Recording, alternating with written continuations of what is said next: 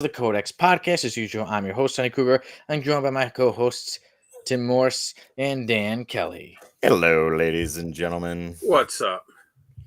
Today, we will be reviewing Conan the Barbarian, Bound in Black Stone. Yes. We'll be having quite a few characters join the F list today. It'll be a little bit different than our usual. I'm excited for that. And we'll be having on a random panel of the week. Somebody was drawn in a dress, and they're not happy about it. And then we got some comic book news. I got a Some dog trailer here came that out the other day. wants attention, and he won't leave me alone. Can you not see I am in the spotlight right now? He's like, I don't care. Oh, you know that I think it was the last After Dark we did when we were showing books, and I had that Conan blank cover. And I was like, oh, I got this for the Kickstarter because someone wanted it and it didn't end up going through. I was trying to think of what to put on it.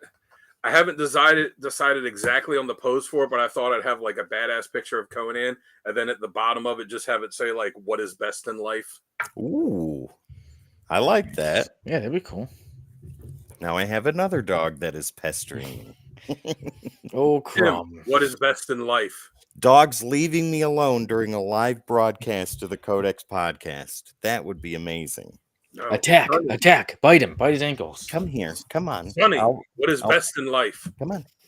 Here, I'll pay the dog just tax. love. And also being a savage. Dog There we go. tax. Oh, I was hoping one of you would drop the Conan quote. Oh, lamentation of women, No. death and destruction, and ice cream at the end. Crush your enemies, crush your enemies, see them driven before you, and hear the lamentation of their women. There you go. I was very young the last time I saw Conan, Mhm. so it was good to revisit Conan. But before I had only seen the movie, so it was good to read Conan. So I'm Nice. How hard do good to you think? How review many it. times how many takes you think they had to do to get Arnold to pronounce lamentation correctly? Oh, man. probably a few. Yeah, it's like it was dubbed. They had to like dub that part. They just dubbed the word in. They did that with his first movie, Oh, Hercules to Hercules New of York. They had somebody dub like all of the dialogue because like Yeah. nobody could understand it. And then when he got famous, they re-released it on video, and because I bought that copy. Shocker. In my collection of terrible movies, I bought it at Suncoast Video because it was like with the original Arnold dialogue in it. That's great. Oh yeah. Oh, Arnold, he's come a long way from being that bodybuilder, pumping iron. This dog's gonna drive me crazy. Yeah, he's getting ready to start shooting the second season of his Netflix show. Conan or my dog? Arnold. No, Schwarzenegger. Oh, That show he did Fubar. I haven't even seen the first season, so I have no idea. Oh, it's really good. It's funny. My brother is he's a member of Arnold's workout program or whatever it is. I can't remember. But they had a meet and greet with him in Toledo. Or it was either Toledo or Columbus, one of the two. And he actually got to be about 10 feet away from him. Just coolest thing ever for him. That's like his hero. That's And awesome. just to be able to see him that close. And Arnold answered one of his questions on Instagram too. Oh, cool. I mean, I've heard everybody that I've heard, speak about like, having, interactions with him. Everybody has nothing but positive stuff to say. Yeah, really good stuff. Like you look at the interview with Danny DeVito where he talks about the first time he met Arnold, like it was before they made Twins or any of their movies. He said he was, like he had just had his kids and they were babies, and he was, trying to get like all these bags, like, they had traveled somewhere and they were getting like all these suitcases and bags and baby bags, like out of this, he was struggling to like get them all out of this cab in front of a hotel so they could go in. And then he says this giant hand just reaches down and just picks the stuff up. He's like, "Come on, Danny, let's go in." And he was like, I never met him before in my life, and that was the first time I met him. Get to the lobby. Get to the lobby now. Did you ever see that video a few years ago? Maybe like, I don't know, 4 years ago or something like that. Or maybe not COVID time, but somewhere older, like maybe 5 years ago. There's a video of Arnold. He's talking. He's doing an interview, and somebody Yeah, just I know. runs behind him, drop kicks him, but Yeah. Arnold doesn't go down. He literally just like moves up and looks around, Everyone's like, he stayed his ground. He stood That his man's ground. He in his didn't go down. 60s. He's built Yeah. like a He did brick not go shit down. house. Yeah, he kind of like went down on his knee and then get up, and everyone's like, "You okay? You okay?" And they drag the guy off. I'm like, why would you do that? Like, of course you do it behind him, because if you did it in front of him, he'd snap you like a twig. Some people just can't let go of the fact that he was the governor. Yeah, but either way, they drop kicked him at full speed, and he barely moved. Yeah, and like I said, Wow. it's him, now in his older age. Imagine him back in the Yeah. Conan days. Oh He's my, Mr. Universe like 8 times. right? Yeah. Smoking a cigar once a day for health and eating all his bacon and pork and raw eggs. Oh yeah, I saw some video where like 5 or 6 years ago, where he was showing his his like workout routine, and in the morning is like the shake that he makes, and he's like dumping all this stuff in like a raw egg and like this meat and all this stuff in that he just drinks, and then he goes to the gym, and he's like, yeah, I just go to this Gold's Gym. If you want to come work out with me, I go 3 days a week, and it's just like the LA Gold's Gym. It's not a private gym or anything. And he's like, you just come and work out with. He said he's like, people come all the time and they want to try and like work out with me. And What is your favorite Arnold one-liner? Your favorite one-liner. Now, he's famous for a lot, like I'll be back, and I was gonna say, let's exclude that one, because that's that's the one that he used. Which funny too, because in Terminator he didn't want to say that. He was telling James Cameron, he's like, I'm a machine. I should be saying I will be back. And Cameron was telling him, like, just say what I write. Just say the like, words. Say it. And he was saying in an interview, he's like, I just didn't. He's like, I didn't see it. And then it was like, the big line. And he was talking about it was on Graham Norton, and he was talking about how, like, because they asked him about these catchphrases and one-liners. Yeah. He's like, you never really know what it's going to be in the movie until after it comes out, and then people pick up on something. So the one that immediately comes to mind is from Commando, when he shoves the pipe through that one guy. Freddie Mercury type guy. Yeah, and I believe he says "stick around" or something like that. Was it let off some steam, Bennett? Oh, there you go. Yeah, yeah. Stick around was in was it Predator? Yeah, that's right. Machete at the guy that went through him and stuck him in the tree. Like, stick around. Oh, the Commando. I love Commando. That is such a great movie. It's such a terrible movie, because like the guy that plays the villain wasn't the original one cast. Like the original guy, I forget why, had to drop out at the last minute, so they brought this other one in, but they didn't have time to do a new costume, so he had to wear the costume that was fitted to the original actor, and it didn't fit, so that's why it like looks weird on him, and it has that really weird death scream when the guy goes flying off the cliff, and he goes, "Ooh la la!" I like the part when I think it's the mall scene. There's 20 guys, and he just and just throws all these guys go flying. Hides behind the pillar, big chest, bigger arms, and he's just looking around like he's not hidden at all.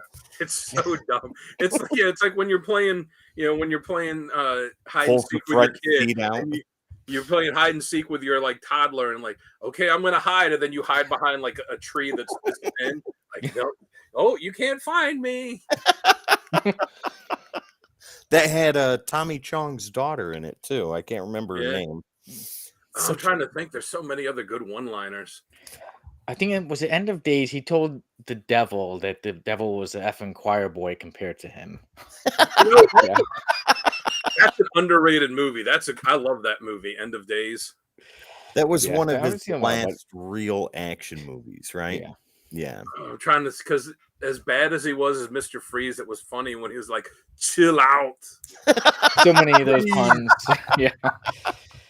I stay. Oh my god. I'm trying to think. Yeah, damn it, Cohagen, these people need Total Recall. So many. What have you been feeding this thing? Blondes. Wasn't it? Oh, I love some of the ones from Kindergarten Cop where he it's not a tumor. That one. Who is your daddy and what does he do? He's not a tumor. But I think the many people would be beginning when playing that game if they were teachers, But like the Find out beginning when who he is the gets single mothers. like the beginning before he even gets to the kindergarten, when he like pulls his car up and it was like this really shitty car, and he goes to walk into the bus this party up, and these guys are like giving him crap like, oh, who you, man, what are you doing out here? And he pulls this shotgun out and he's like, my name is John Kimball and I love my car. And the guy's like, yeah, it's cool, man, I'm just gonna watch it for you, make sure no one messes with it. And then he goes up into the party and he like shoots the shotgun off. He's like, I'm the party pooper. And when he walked away from that guy, the guy's got to watch the car. As soon as he walked away, the guy's, man, Oh, he yeah, got yeah. that and beat it, He's like, I'll beat his ass. He don't Yeah. know what he's. Oh my god. So I usually grab the movie right next to me. This Oh, is the wait, best wait a pre-show ever. I'm Or what, just didn't he saying. have one from Eraser where he's like, you're erased? Kindergarten. Sonny, come on. There it is. You know what? I take it back. I know what my favorite Arnold line is What's of that? all time. It's from the movie Twins, which is a top Arnold movie for me. And it's when he looks at Danny DeVito, and Danny DeVito's like, who are you? And it's Arnold in his prime looking at Danny DeVito, goes, I'm your brother Julius. It's just because of the absolute absurdity of Danny DeVito. Arnold, he's like, I'm your brother Julius. Oh my god. It's such a great movie. And when he's put the shirt on, he's like, back to the bone. I love it. So good. I need I'm your gonna do my cars, entire. I'm gonna your do my clothes, and entire. your motorcycle. I'm gonna do my entire Conan review today in the Arnold voice. That's great. I can't wait. This is going to be the best episode ever. No, I think people would probably get annoyed at that after about 30 seconds. You just do this whole episode. In Conan, there you go. Yeah, I'll do it as Arnold. I saw the movie trailer. It was wonderful. You talk about the Justice League movie in Arnold's voice. Oh yeah, the Justice League. That was such a piece of crap. Oh man. In fact, I took a big dump, and they asked my dump to star in it as the Flash, and I said, no, you're too good for this. Then I clutched it. That's how bad the movie is. Oh my god. Who would have thought Arnold would give us such a fun pre-show? Huh? You know, he had a great quote about his movie Jingle All the Way. And they used to play it on this radio show, Don and Mike, that I would listen to because it's such a dumb quote. But because he'd say like, "Oh, this movie's so good, and it's about I play the father who, is not paying attention to his kid, and his kid wants the new action figure, the Turbo Man. So I have to try and get him the Turbo Man for the Christmas so that I can make up for not being a good dad. And your whole family's going to go see it, and you're going to love it. But you're going to be mad when you leave because you're going to go, oh, that was such a good movie, and I want to see it again, but I can't because the line is too long. I won't get into it again." That's funny because it's a real quote. It's not in a movie. It's not verbatim his real quote. I can't remember the exact part, but the end when he says, "Oh, you're going to be mad because you can't get it because the line's too long," that's like his real quote. And I was like, that's so bad. Oh my lord. I remember as a kid seeing it. I was not mad when it was over. They just announced he's doing some new movie with Alan Richardson. I'm going to have to look that up. Jingle All the Way 2. He's a grandpa looking at this boy. I mean, Alan Richardson big enough that he looks like he could be Arnold's kid. Yeah. Wow. I saw some post, because a lot of people are wanting Alan Richardson to be the new Batman, and of course he's gonna be like, yeah, I'd love to do it. Like, who wouldn't want to be Batman? But if George Clooney can do it, anybody can. I still say George Clooney would have done good if he had a good director and a good script. Like, you watch Dusk Till Dawn. He was great. Yeah. But somebody put a quote up like, Commissioner Gordon, man, who is Batman? Like, I'll never be able to figure out who this guy is. And then you see like 6'5", 350-pound, muscle-bound Bruce Wayne walk in the door. Commissioner, how's it going? I'm Bruce Wayne. Like, no way that you can be Batman. Is that you? I was about to grab from Dusk Till Dawn, but it's to my left. Oh so. my god. Not I arm love sweep like some of the other movies. there's a great quote in that too The- when they kidnap the family and they're driving them down to Mexico and who was it, Juliette Lewis? She was the one that was in it? yeah. Yeah. When she's talking to him and Quentin Tarantino's like hold him hostage. She goes, "Where are we going?" He's like, "Mexico." What's in Mexico? Mexicans. Mexicans. Yeah, I do remember that. Yeah, Okay. I do love that movie. I know it's a lot of Robert Rodriguez movies. I like that. They're a little over the top, but it's the fun of being like at the movies and just watching it. You know, Cheech tons of Marin action. and all the different roles. three that he roles, was- yeah. Yeah. Think about this too. Quentin Tarantino wrote that movie. He wrote the scene for Selma Hayek pouring the drink down her leg, down her foot, into the mouth of a character, and then cast himself as that character. I'll play this role, guys. Don't worry. He's For all the not in it people- for very long. For all the people that talk about the foot fetish thing with him, with like that, with Uma Thurman and Kill Bill and stuff, like, yeah, there's something to that. Yeah, we could tell it's a love. Yeah, we could tell. We know what Quentin likes. Tom Sorvino in that movie is Sex Machine. That Oh, was yeah. great. Yeah. I love it. What's your name? Sex Machine. Okay. All right. Cool. All right, gentlemen. We are Awesome 16 movie. minutes into the pre-show. Are you ready for this awesome episode, this barbaric episode of the podcast? Oh yeah. What is best in life? Ooh. 45 seconds of groovy bass tones and a opening for Codex. There we go. All right, ladies and gentlemen, stick around. No, Dan, say that, please, if you don't mind. What is best in life? No, stick around. In the voice of... Oh yeah. Stick around, We'll be back in 45 seconds, ladies and gentlemen. please.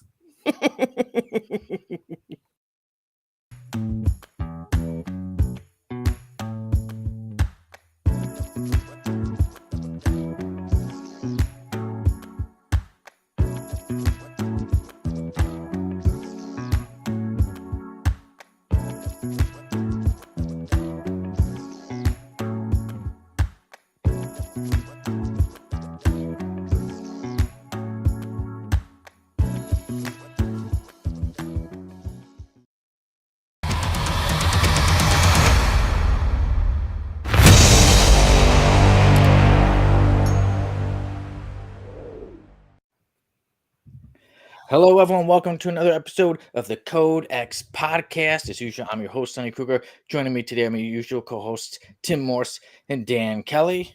Hello, ladies and gentlemen. Welcome to another beautifully barbaric episode of the Codex podcast. Hi. That's right. We are back. Yeah, thank you for having me.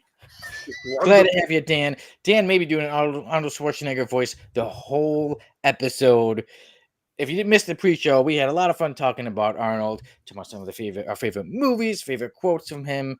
And, well, in case you didn't know, it's because what got us talking about Arnold was the fact that we are reviewing Conan the Barbarian, bound in black stone today. But before that, we'll be having the F list. It'll be a little bit different today. We'll be going over the Justice League movie, some B or F list movie that I don't know about. So I'll be taking a guess as to the history behind that.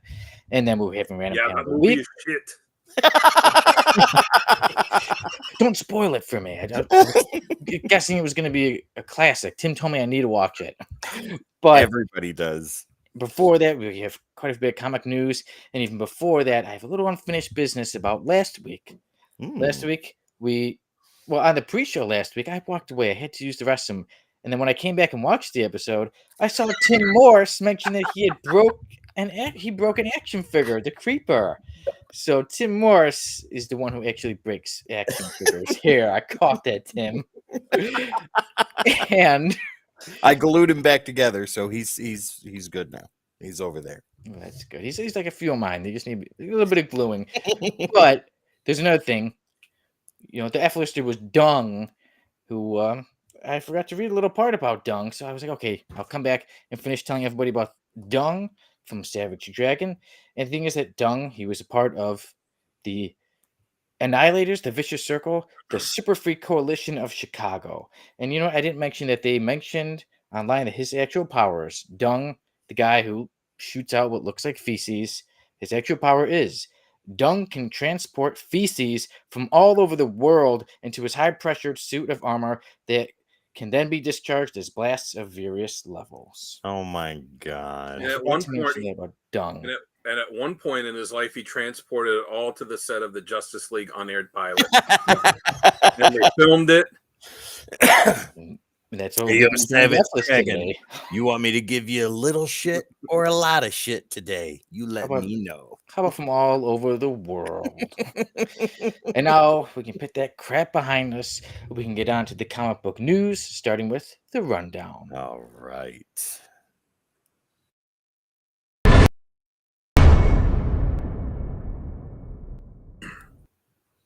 Okay. And to start us off with the rundown, we got 3 new X-Men titles announced for the summer, and that is X-Force, Phoenix, and NYX. That'll be all part from the Ashes initiative that's going on this summer with all the new X titles. So those are 3 of them: X-Force, Phoenix, and NYX. Also, we heard about the Evangeline movie, getting a bit of updates on that movie coming out. Evangeline was created by Rob Liefeld, and some of the updates are that Olivia Wilde is set to direct, and Margot Robbie is set to produce. And Tim was telling me earlier that I know the first appearance of Evangeline is going up in price because It is. movie, so of course it's going up in price. Also, Disney is set to announce new projects tomorrow on April 11th at CinemaCon. So we'll see what they announce. And yesterday, pretty much some of the biggest news of the week was that Joker Folie à Deux had its official teaser trailer come out, and that is set to come. The movie is set to come out October 4th, which is exactly 5 years after the original came out. Nice. Before we dive into this news, let's take a look at what Keith has to say. He said, late to the convo, but the worst thing, Batman and Robin took Mr. Freeze, made him awesome in the award-winning episode of Batman the Animated Series, then gave ice punch to the guy who could play the Terminator. And he says also, hi, Keith. Oh, Keith. Hi, Keith. Have an ice day. Evan. I thought at the time that they should have cast Patrick Stewart to play Yes. Mr. Freeze based on what he was in the animated series. But if you look at Mr. Freeze in the comics before the animated series, he was a nothing character. Like, he was just a standard villain of the week. Like, it was just, I use a freeze gun to rob banks. It wasn't until the animated series that they built the character up into what he was. If you look at his first appearance, he looks like an F-lister. Like, you would think, oh man, this guy's horrible, and then he's really changed. Yeah. He wasn't even really Mr. become an Freeze A-list at villain. first. His name wasn't even originally Mr. Freeze. It was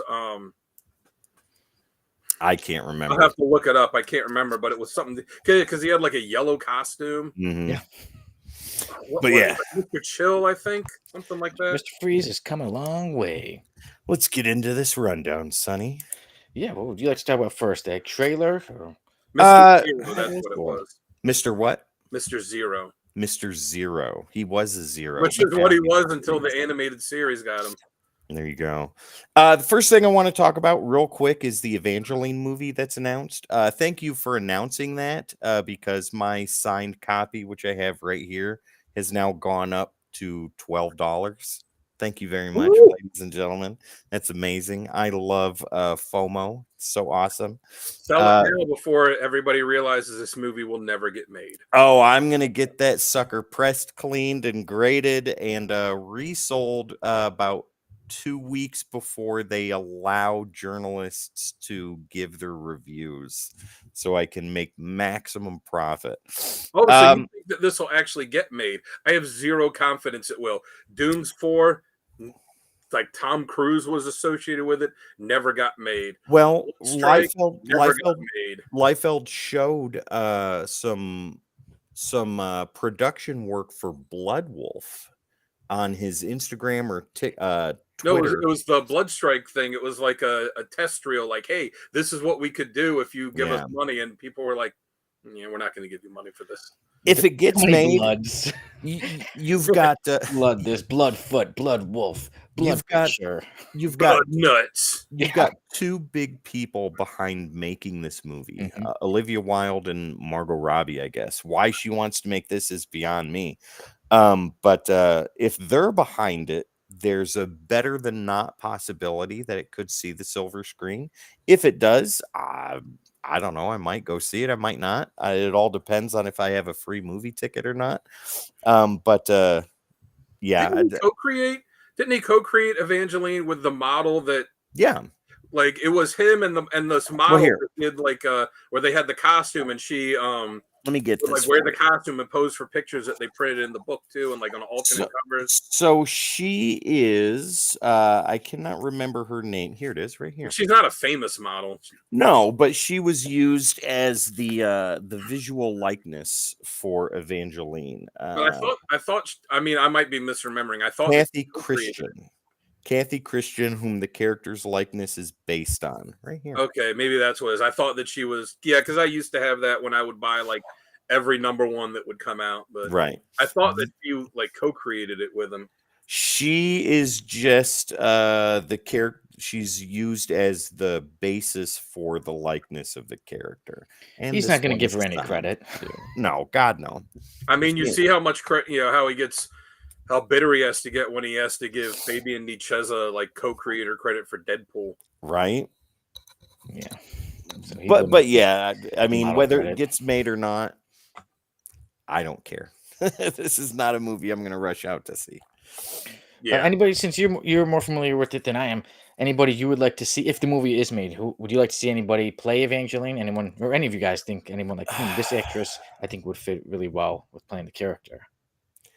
If they got anybody, I know it's a pipe dream to get her because of how she destroyed her reputation on social media. But the former MMA fighter that was in The Mandalorian, Gina Carano, yeah, she would be a good choice for Evangeline. Yeah, and she's the character's redhead, right? No. Oh nope. I'm maybe. I just pulled up a copy of it. Yeah. On one of the books, it says Evangeline is created by Rob Liefeld and Kathy Christian. Oh, okay. So she will get co-creator credit for this then. Which she deserves. Maybe she'll get to play like Evangeline's mom in it. Yeah, that'd be cool if she got to, Since she's a redhead, get shoot. You can always dye somebody's hair. Like, you can always dye Gina Carano's hair. The woman that played Nebula. Oh, Karen Gillan. Yeah. There you go. About, I can't remember the actress's name. She's married to Chris Evans. She plays in Warrior Nun. She plays the main character in that. Shoot, I don't even know. I can't remember her name. Yeah, Chris Evans. If only I paid the $250 to meet him last year and be like, "Hey, who's your wife? What's your wife's name?" She would be good in Evangeline. What? Yeah. Yeah. Even though I could have looked it up on Google, I paid $250 to meet you and ask what your wife's name is. There you go. He's like, you could have just Google searched it. Can I have my money back? I could have, but I didn't. So yeah. So there's that. That's all I care about Evangeline. No, yeah. So we will see if anything gets updated with Evangeline. Like I said, yeah. But like I said, Tim, with those who are connected with it, does give me a little more confidence. Like if it was just like Evangeline's being made into a movie, I'd say, But with Olivia Wilde set to direct and Margot Robbie producing, then it makes me think, okay, this could happen. Well, I mean, it'd be good. The character herself does not really have a lot of substance. So if they deviate from the written material, I'll be okay with that. I don't think that there's a lot of diehard Evangeline fans out there be like, no, that's not how it was in the book. Like, there's going to be one guy that's got like all of the issues. Like, that's not what it was in the book. I can't believe they ruined her. I got my Evangeline tattoo, and hey, remember somebody had a hindsight lad tattoo, so there's probably somebody out there with an Evangeline tattoo. We've spent more time talking about Evangeline these past few minutes than anyone has in the past 20 years. That is also true, so we should probably stop that. Wait, the Codex podcast, but the Codex station where you get the most random conversations, ones you're not going to get anywhere else. In-depth conversation about Evangeline, an obscure character from the 90s. Yeah, Arnold Schwarzenegger gets the pre-show, Evangeline gets the actual show.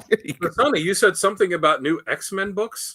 Oh, that is right, yeah. So X-Men, said the titles, X-Force, X or NYX was another one, and then the other one, Phoenix. So again, those go along with the other X-Men titles that are going to come out in the summer with Uncanny X-Men, X-Men, and Exceptional X-Men. So with X-Men 97 coming out, X-Men is this year, 2024 has been a great year for X-Men, and it's And only getting Deadpool. better with more comics. And yes, and then with the summer, Deadpool and Wolverine coming out again, it's gonna put things even more up there. Yeah, so great year for all X titles and us X fans. I put a question out on because we on comic character of the day, the Facebook page all last week was X-Men stuff for character of the day, cover of the day, question of the day, random panel of the day. It was all X-Men related. And one of the questions I put out was, hey, if you could pick one X-Men character to get their own solo book, who would it be? There are a lot of good answers on there. Stuff like, yeah, I wouldn't have picked that character, but I could see that. Nice. Who would you pick?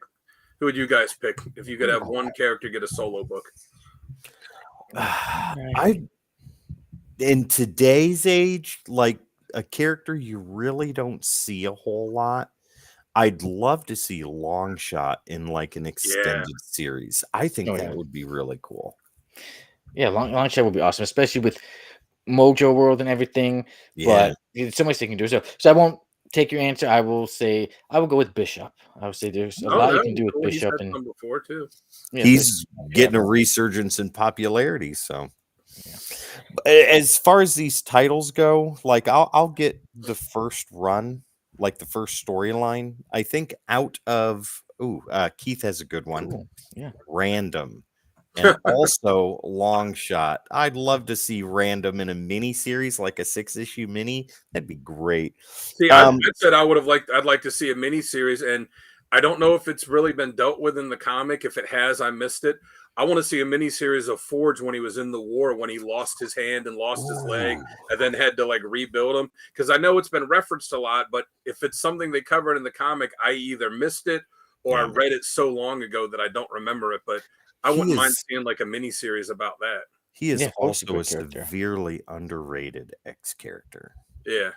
But yeah, as far as these titles go, I'll get the first run of X-Force, Phoenix, and NYX.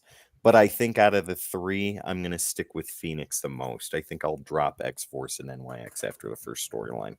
Yeah, for me, it depends. Like, I'll have to see who the writer is, who the artist is. Most, even more important than that, who the cast of characters is. Yes. Well, I know Deadpool's running X-Force. Yeah, but I know Gail Simone for her X book. She said something on Twitter that she's I don't know. She didn't say if they're X-Men, but she said she's introducing 4 new mutant characters. And she also said that like the rosters of the X-Men teams, when these team books start, are not necessarily what the rosters are going to be the whole time going forward. Interesting. Yeah. Like you said, Dan, I think that really, goes with me too. Like to see who's writing, who's doing the artwork, and especially who's on the team, I think a lot of people too, we're kind of wondering, like, we're fans of people. Sometimes we see a character we like, I'm like, okay, so-and-so's in it. I want to check it out. So I know Juggernaut's going to be in one of the teams.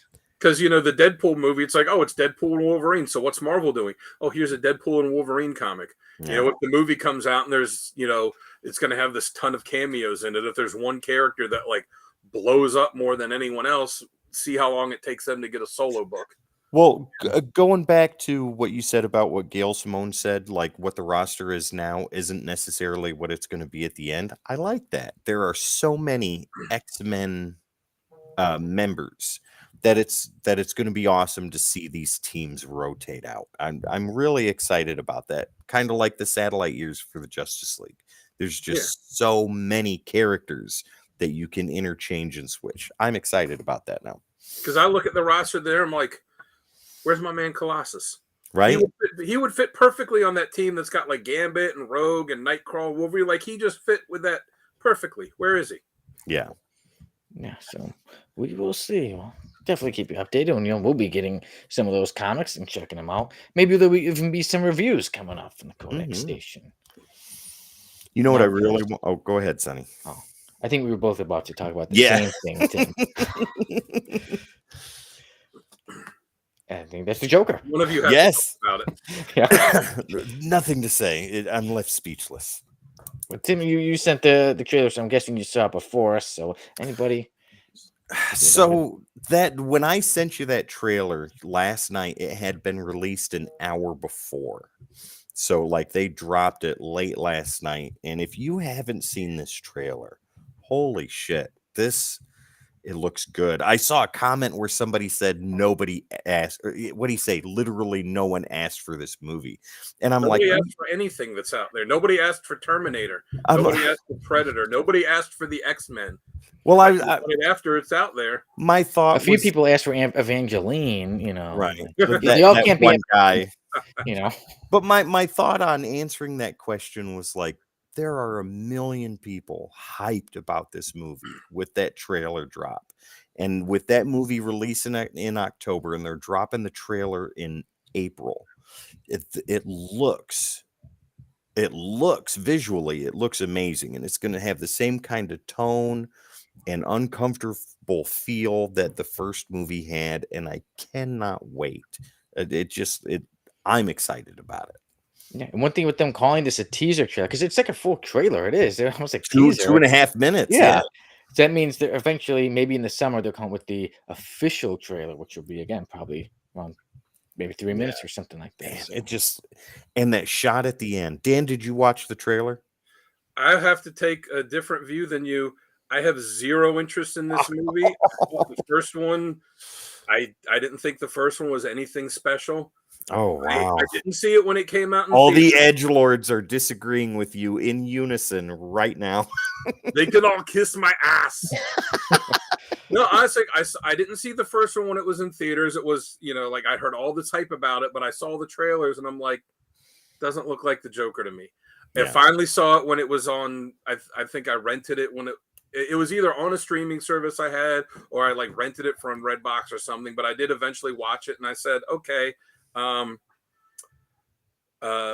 Joaquin Phoenix's performance in it is amazing. He absolutely, even though I don't really like the Oscars because I don't like this whole, let's judge art like it's, a quantifiable thing. Even he didn't like it either. He says he doesn't care for this stuff. I was like, yeah, but he showed up to accept it, didn't he? Oh yeah, sure did.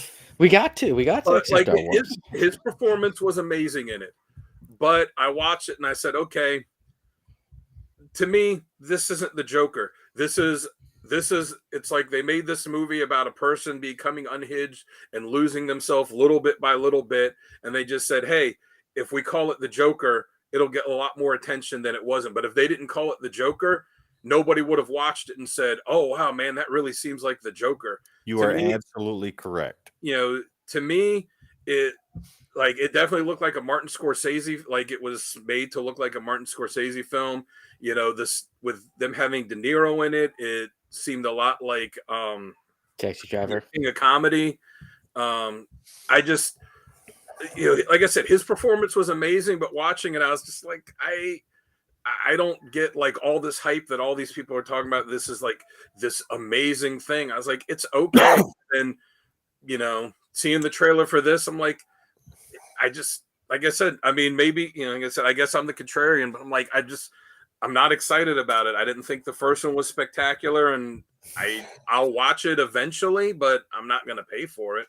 Well, so you're not a little monster. You're not one of Gaga's little monsters. I mean, I like Lady Gaga's. I like her stuff well enough. I really like some of her songs, but I'm like, there's nothing about watching it where I'm like, oh my god, I've got to go see this. It's like, oh, they're going to be singing a bunch of cover songs throughout it. Like, so with the first movie, the best way that it was explained to me, and I agreed with this, is it's Joker in name only. They're in Gotham. Thomas Wayne is in the first one, and et cetera, et cetera. But beyond that, it's Joker in name only. The second one is the same thing, and I'm glad that James Gunn is deeming this and the Batman and any other movies that come out not in the DCU as Elseworlds. I dig that a lot. This will have the Elseworlds title before the movie, and that I think makes it a little cooler, because then directors and actors can experiment like this and make these type of movies that do not have any impact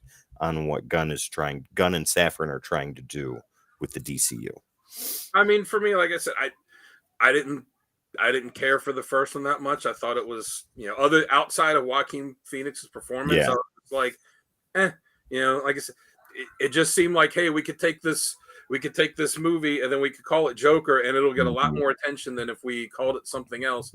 But you know, whatever. If other people love it, like you're free to, me not, you loving it and me not liking Well, it. yeah. You know, we all have our own opinions. If people are excited about this, I'm not gonna shit on it and be like, this is terrible. I'm like, whatever. It's So not like me, but you know what? I thought the last Doctor Strange movie was fantastic, and there were a So lot of did I. people that, Yeah, and there were a me lot too, of like people, we did a review. yeah, Yeah. there were a lot of people that hated it. I loved it, so you know. Sonny, you and I did a review on that, We right? did, yeah. We Yeah. enjoyed it. Yeah. And Dan, we know you would get a bootleg copy of the Joker. If it was only bootleg, we know you get it still. So If This they was still did something later, bootleg though. VHSs at Comic-Con, at comic shows in the conference rooms of hotels, I would probably buy it. So 2 out of 3 codexers say Joker French Probably a words. do. Yeah. Something a 2 official teaser trailer. We give thumbs up. 2 out of 3. So Yeah. there you go. Still Keith enjoyed here. it. Yeah. Keith here says he did a complete 180 between hearing the concept and eventually watching Joker a year later. It did a great job depicting mental illness. I agree with that 100%. That's why it was so hard for me to watch. And he says here also he laughed out loud when Kid Bruce slid down a playground pole. And yeah, I did think that it was a good way of showing like somebody's, the mental illness thing and showing their, even though he wasn't really what you would call sane and normal to begin with, Right. but it did a good job of showing somebody's decline. But with that said, I'm like, it didn't seem like the Joker to me. It just, Yeah, And to that's me, it fair. seemed more like the movie. It reminded me like the movie Taxi Driver. Yeah. Sissy, like someone who's had enough of society. It's like it's a different story, but that's one thing I would want. Like, I'd say someone didn't see it, I'd say I enjoyed it, but don't expect it to be like a superhero movie. It's more like Right. a regular movie. it was very, like I said, I thought it was very heavily influenced by Martin Scorsese movies.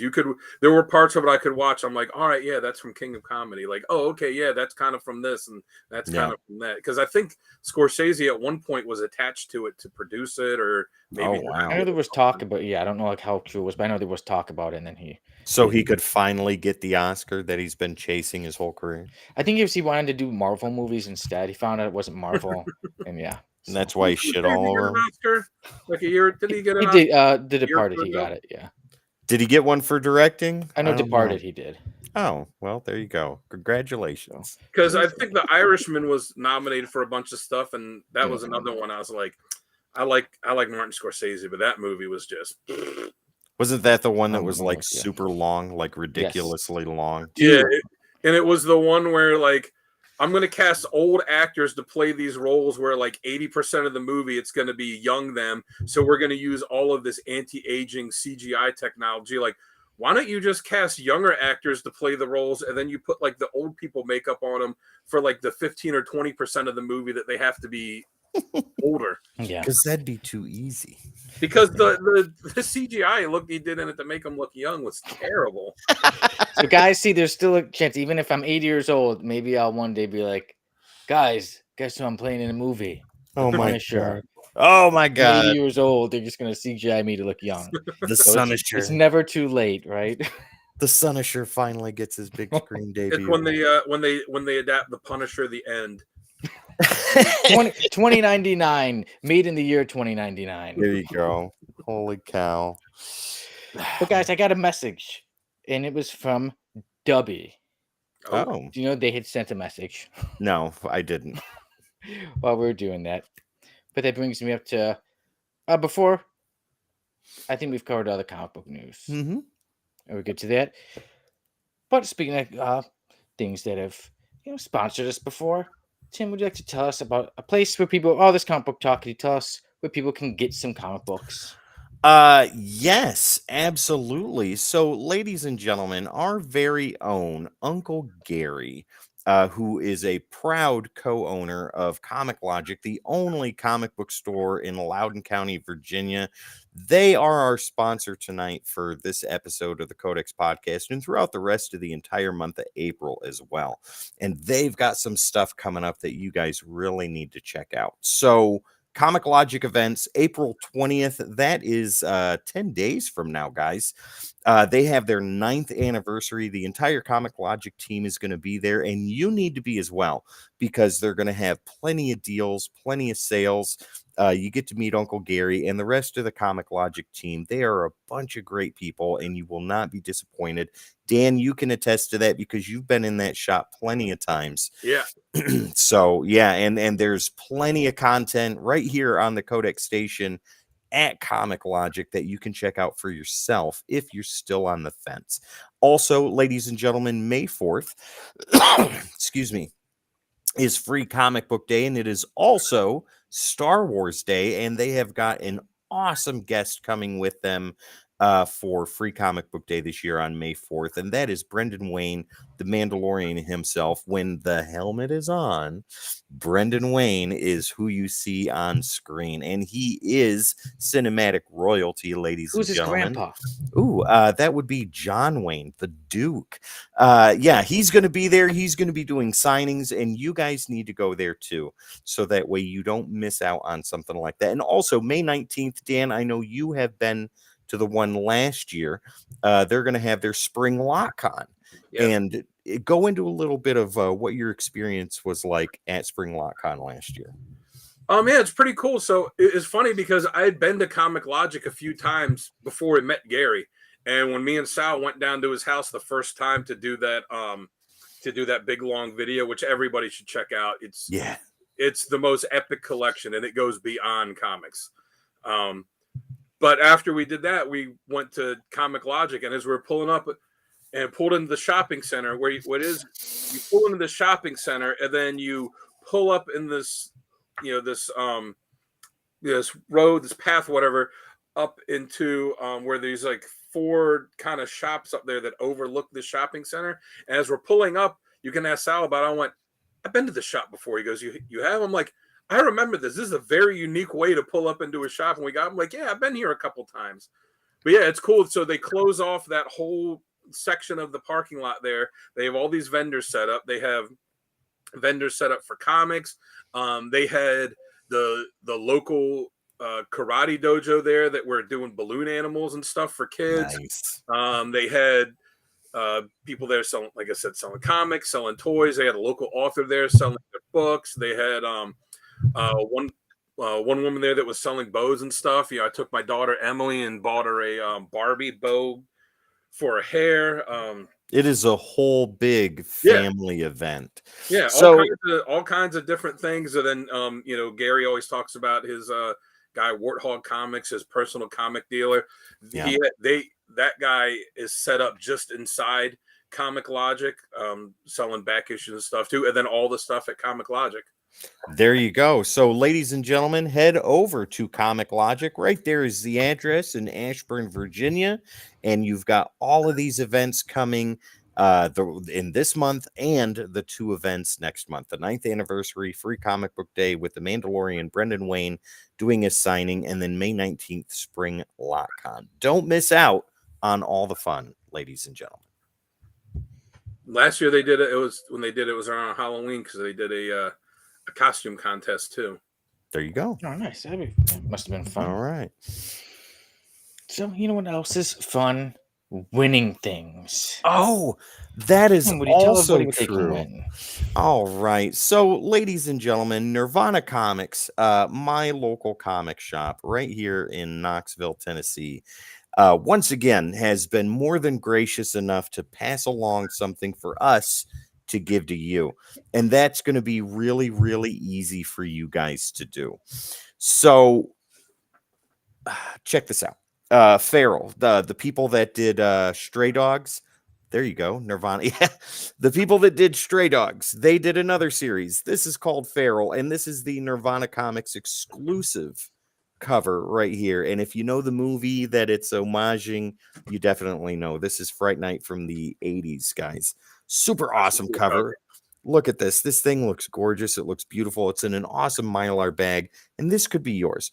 Real simple. All you have to do is make sure that you are subscribed right here to the Codex Station on YouTube.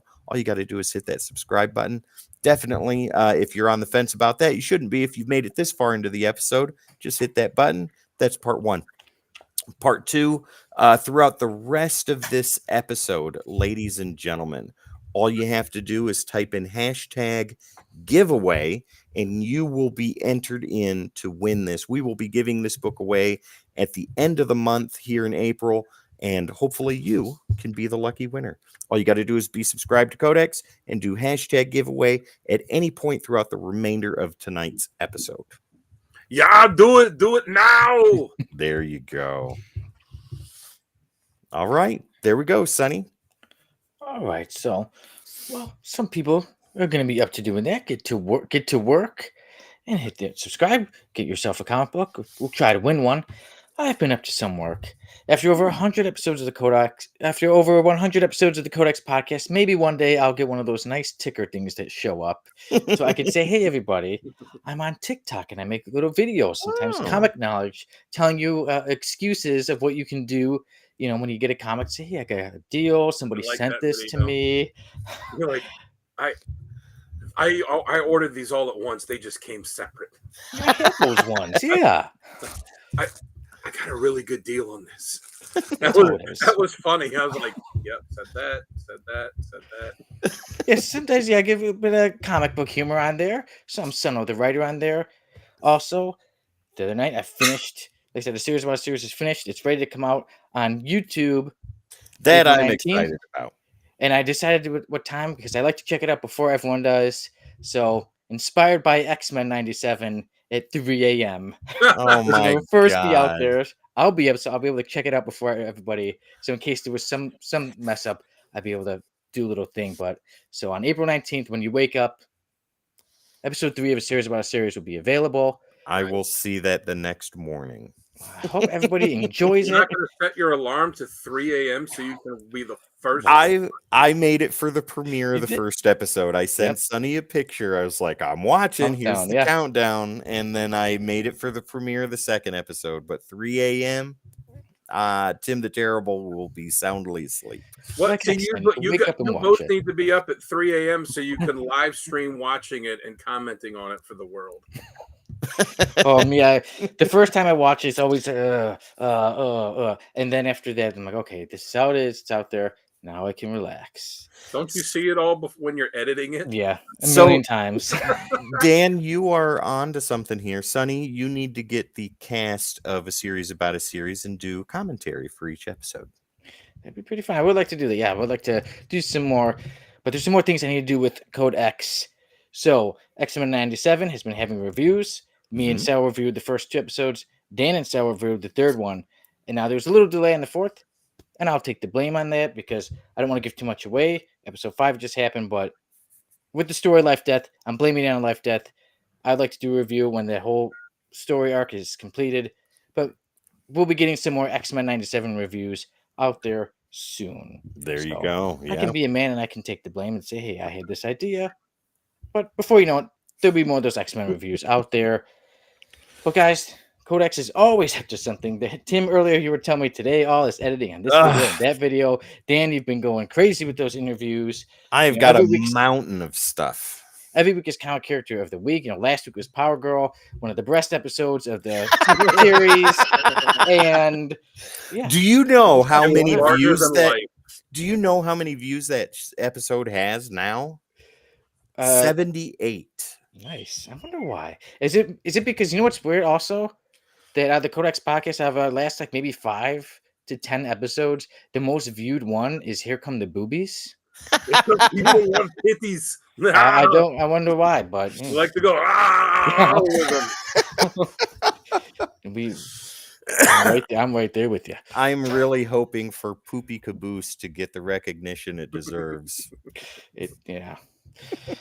But I don't know. Boobies. It's hard to beat boobies. That's true. Yeah. But hey, maybe for anybody out there, you know, if you want a show with no sissies, that's what this episode's for. You know, we got Conan. We'll be talking about the guy in the dress early, you know, later. But you know, no sissies here. We're very savage. We're barbarians here. But on this Savage Codex station, anything else you guys? Any other stuff you'd like to tell us about? What's the next comic character of the week character? So tomorrow, right here on the Codex station, it's going to be Sal, Gary, Dan, and myself. And Dan, what character are we going over tomorrow? We are going over That guy, Green Arrow. the Oh, Emerald Archer himself. I Love the can't cover. wait. He is one of my favorite characters. Gary, thank you so much for waiting until you and I were on an episode together to do this character. I love this guy. I can't wait to talk about him tomorrow. Tim mentioned for everyone out there before he was even doing the comic character of the week regularly, because at first Tim would only do it sporadically. Like if I would Jamie couldn't do it, he would fill in. Before it started rotating between him and Jamie every week, he would only do it occasionally. And I remember you had said, if you guys ever do a Green Arrow episode, you do it with me. Yes, yes, absolutely. And I'm so thankful I get to be on that tomorrow. I'm very excited about it. I saw Sal when we went to the comic shop today, and I told him, I was like, this is one of the easiest ones I've had because for like, for picking out stuff, because for story, I was like, oh, what's going to be this? I just had to narrow it down from like 4 or 5 to 3, but I knew exactly which ones I wanted to pick. Yeah, I was late giving Jamie my information, but the stuff I picked, I think is very good. I mean, there's the obvious stuff that I think a lot of us chose, but I tried to steer a little away from the mainstream and pick some really good stories, and I was able to pick one that I don't think anybody else picked. So I have one like that too that I don't think anyone else did. Watch that be the same one. The one you and I picked together. Like the covers, I originally went through all his books, and I had like 18 or 20 covers, and I had to narrow down. I said, okay, because he's got a lot of covers. I knew 2 for sure that I wanted. But there's a lot of them where it's him like pointing the bow and the arrow either directly at the camera or just off to the side. I'm like, okay, there's a lot of cool ones like that. I got to pick. I'm going to limit myself to just one like that. There's a lot of great Mike Grell covers. I'm going to limit myself to one Mike Grell cover. And then it ended up being a Mike Grell cover where he's like pointing the arrow directly straight ahead. All I have is one Mike Grell cover too. Because I was like, I could easily do all 3 Mike Grell covers. I could easily do all 3 of him pointing directly at the camera. So I limited myself to one of each. Yeah. What's going to be a great episode, guys. And hey, you know what? Codex has an interview with Mike Grell if anyone wants to check that out. Yes. And we talk a lot about his Green Arrow run on it. Yeah. Nice. And me, Tim, and Jamie reviewed the Longbow Hunters on an episode of the Codex podcast. That's right. It got high marks from me. Sonny, I don't remember if you gave it 10 out of 10. But I think it was so close. It either was or so close, but it was it's an amazing story. That's one I would definitely pick. Yeah, highly recommended by Codex. But that's one I would definitely put on top. Green Arrow stories is the Longbow Hunters. It'll be on that list, I guarantee it. I think it's gonna show up multiple times. I don't know. I don't know what to expect. When I watch Comic Character of the Week, I'm just like every other fan. I don't know what coverage you guys picked, so I look forward to watching it. The covers and the recommended readings are my favorite part. I can't wait for those. I like badass moments. But sometimes, like, no joke, Dan, you and Sal and Gary cover them so well that I'm like, yeah, I don't care about mine. I want to hear more about what you guys are talking about. Tell me more about your badass moments. I gotta finalize my third one. I know for sure 2 of them, but I gotta finalize what the third one is. Yeah, I gotta try. I want to try and find something that doesn't involve him shooting someone with an arrow or something like that. But then again, he is Green Arrow, right? But I gotta narrow it down for my third one. But yeah, it ought to be fun. I've been looking forward to doing this one for a while. Yeah, I'll be thinking about badass moments probably right up until Sal goes, Tim, tell us your badass moments. Okay. I mean, there's so many of them. It's a character whose entire basis is he shoots people with arrows. Yeah, it's all badass moments. It's like, yeah, it's badass. Well, now let's get on to something that wouldn't be considered such a badass moment for a certain character that is pretty badass. Let's get on to a random panel of the week. Here you go, ladies and gentlemen. And there we go. There is the Thing, and he's mad. And look at, you can see on Yancey Street, there's a picture that was drawn of the Thing and a dress, and it says the Thing is a sissy, and it's from the Yancey Street Gang. I think that's one of the greatest rivalries in the history of comic books. Like, they give the Thing so much crap all the time, and he's always complaining, holding his fist in the air. I'll get you guys.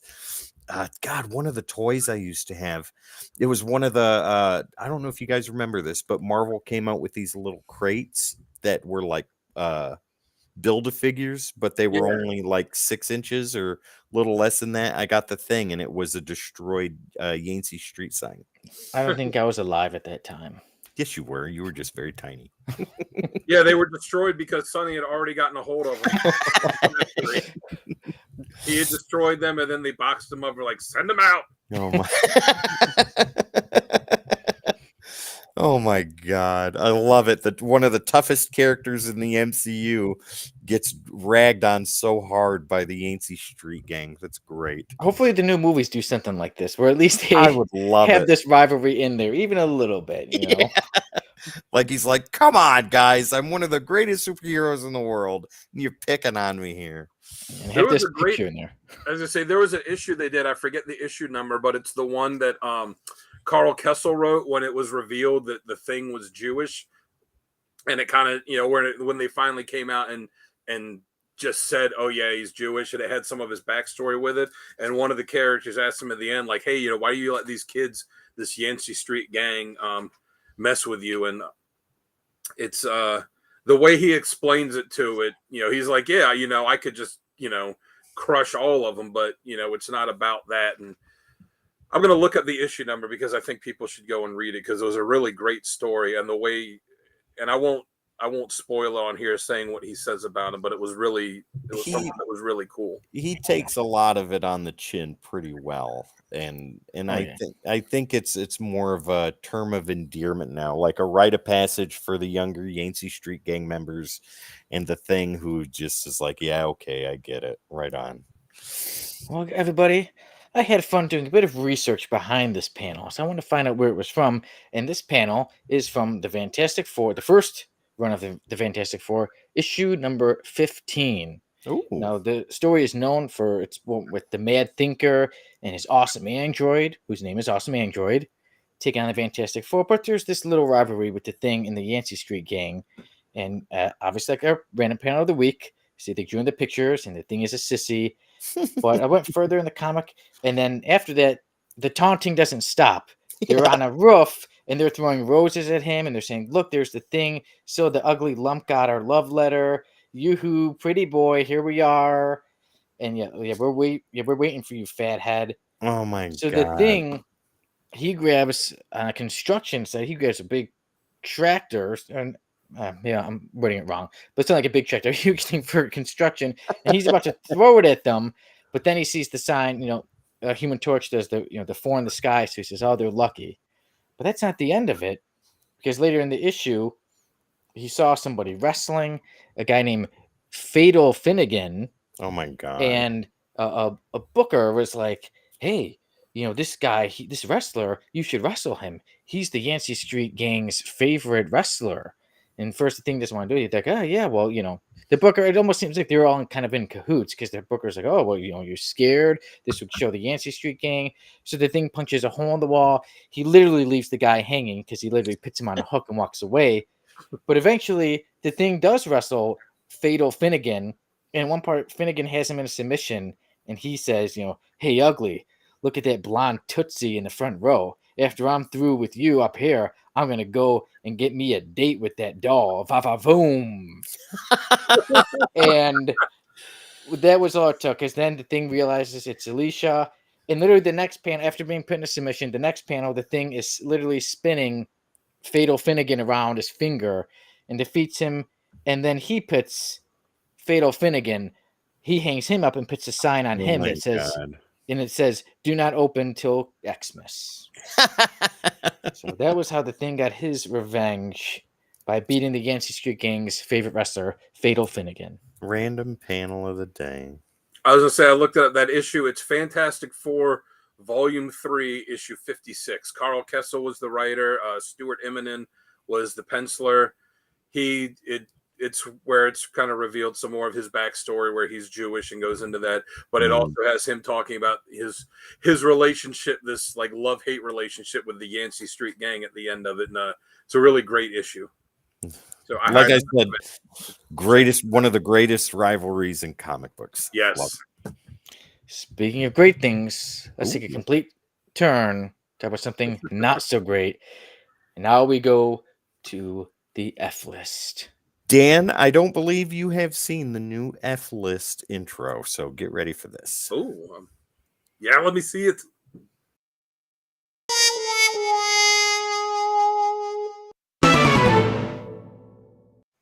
Did it even show up? Not for me.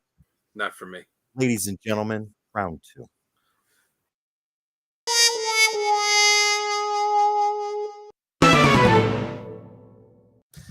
There we go. So it showed up, and this week things are a little bit different. We're going with a live action Justice League movie. And there we go. Look at that. There's that picture. And now I don't know this movie, but my two co-hosts today do. Dan. Yeah, this movie is such a piece of shit. Look at it. Look at those costumes. They look like terrible cosplay. Oh my God. David Ogden Stier is his Martian Manhunter. With the half cape. Chicken. So I'm gonna take the guess on this one, but yeah, like I said, you can see the characters. You know, you got the Martian Manhunter. I'm gonna assume, like I said. So this is the only thing I know of this movie. Is there's the picture. Mm-hmm. So look at that. Wait a minute. This is all you know of this right here. Well, earlier we were talking, and you said they fight a weatherman. But besides that, I mean, this is the only thing you've ever seen of it. Yeah. Oh God. So I'm gonna take a guess. Okay, so I see we got the Martian Manhunter there. This looks like it was made in the late 90s. Yep. We've got the Flash there. We got looks like Adam, but yeah, for some reason his outfit's got like the yellow thing. That's the football pads. Yeah, the football pads on Adam. We got a Green Lantern there, and then we got some lady in green. I don't know. Let's call her Jade. And then my personal favorite is the woman in the back. I'm just gonna call her Becky. She looks like a Becky to me. She's not a superhero. She's just wearing like a pink shirt. Roommate. She's got like short blonde hair. She's my favorite. And you know what? She's actually the main character of this movie. I'm going to guess that it pretty much focuses on Becky there. And then suddenly there's the Justice League. Oh, there's some aliens that kind of deal with the Martian Manhunter. But they don't really show much of the aliens because I heard there's a bad weatherman. So the bad weatherman at the place Becky works at, he also kind of controls the weather, but you just kind of see lightning. And then there's the alien, the Martians that are going to come. The Justice League come to help out little bit by little bit. They're fighting. But, oh, wait, the aliens, they don't even look like aliens because they take human form. So this way they didn't have to pay, for special effects of all these aliens. Only the Martian Manhunter who we see there. And then we go back to Becky. And even at one part, she doesn't think she can help. But Becky can because she distracts somebody and even throws one punch and it knocks one of the aliens out. And she goes like, ow. I'm helping. Yeah, but she did help, with even though she hurt her hand. Yeah. But in the end of the day, oh yeah, Green Lantern there, all the great things Green Lantern can do, he basically just like powers up his punch. That's the only thing he does. Adam, he gets small. And then they decided to copy the movie Honey, We Shrunk Ourselves in the part where they jump into the Hot Wheels car, but they couldn't afford a Hot Wheels car like that movie did. So they just had a 7th grader from woodshop class, make like a little wooden car, like a hit his action figure in it. He just shoved it off and said, oh, look, he saved the day. Oh my God. Yeah, Flash jewelry, since no special effects, they just told him run past the camera very fast. That's how he did his thing. For Martian Manhunter, as awesome as he is, all the powers, he's just kind of like Zordon in Power Rangers, and he just kind of stands back. He just kind of stands back and tells them, like, hey, do this, do that. Good job. Thank you for saving. And they save the world. Becky's all happy. And, the weatherman is bad. He's defeated. And then Becky gets a promotion. And there we go. Great Justice League movie. We all love Becky. Okay. So some of it you're pretty close. Becky, I think so. No, you're way off. But like Martian Manhunter, Dan, correct me if I'm wrong, but isn't he the Zordon of this whole thing? Like he just stands in the ship and tells them what to do. He is played by David Ogden Stiers, who is famous from his long run in the TV show MASH. This was many years later when he is old and fat, and all he does is hang out on the ship and tell the rest of them what to do. But wow. He's got a half cape and everything. I called it. Cape and the makeup, but it's clear he is rotund, and you're looking at like, this guy is a superhero, and he's a shape changer, and he could choose any shape he wants, and this is what he picks. And a fat middle-aged man. Yeah. Okay, Sonny. So here's the roster, right? And then Dan, if you want to go into a brief explanation of what the movie is actually about, yes, that way Sonny can know just how thoughts. Close he was. So all the way in the back, ladies and gentlemen, you have the Martian Manhunter. Right next to him in bright red is the Flash. In front of the Flash is the Atom in his football pads. And no cup down below. So if you want to look at that, go right ahead. Him is Hal Jordan, the Green Lantern, not Guy Gardner. It's Guy Gardner. Is it? Yes. Well, at least Looks on nothing IMDb, like Guy Gardner. on IMDb, that's who it's credited as. So and there was the scene where he makes like a chainsaw, and it's just like spray painted a chainsaw green. Yeah. Next to Hal Jordan / Guy Gardner is Fire. And right behind her, who Sonny says is Becky, is Ice. Yes. Fire's there just because they didn't want to get called racist. So you're just my lord. She doesn't do much in the movie, I'm gonna guess. Well, look at the cast of it. The guy Bad Weatherman, Al Roker in it. No, the guy that played Weatherman is the guy that was the executive in RoboCop that was doing coke off of the strippers' asses. Yeah, like you look at the cast. Miguel Ferrer played the Weatherman. Which, yes. This came out in 1997. The guy that played Guy Gardner, Matthew Settle, he played a badass in Band of Brothers. The guy that played Ray Palmer, John Cassier, he's the guy that did the voice of the Crypt Keeper for Tales of the Crypt show. Wow. The one that's playing Fire, the one that plays Fire is Michelle Hurd, who's recently been on the Picard show. Tons of stuff, yeah. Yeah, David Krumholtz was in it. David Ogden Stiers was in it. Like, even the one I'm looking at, Kimberly Oja, the one that played Ice, like, she's been in a bunch of stuff. Like, they had a decent cast. It's just, this was horrible. Yeah, like the Flash, they had him, homeless in it.